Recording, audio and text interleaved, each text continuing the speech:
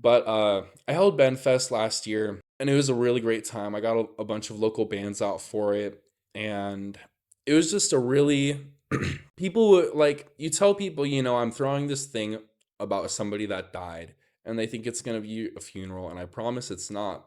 It Yeah. was just like the most wholesome. And it wasn't even about him because Yeah, so yeah. many people didn't even know him, but a few people did, like Josue Estrada. And I think Harrison Steele also played with him before. I've had a lot of people message me whenever I talk about Benfest online and say, Yeah. "Oh, I used to play with him," or "I used to work with him," Yeah, yeah. and just stuff like that.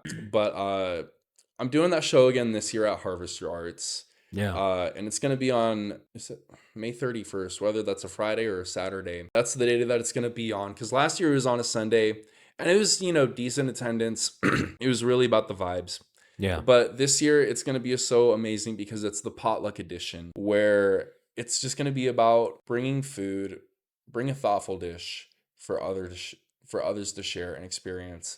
Because with Ben, as much as he was into music, he was also crazy, extremely smart outside of music and being into activism and Yeah. world history and linguistics and gardening, guerrilla gardening specifically, and botany and biology, and just knowing so much about the world and everything in it. Yeah. And he had these really deep connections with food and nature and the ecosystem and sustainability that followed him everywhere he went. And so in the past couple years of his life, well, for many years of his life, he was living transiently in many different ways that are like on a spectrum between like what we would call homelessness and like living in hostels and being like a hitchhiker and Yeah. like all sorts of different living situations. I mean, like a resort worker and like a traveling worker and like literally train hopping and like asking to sleep in people's backyards under a tent Yeah. and just all sorts of stuff.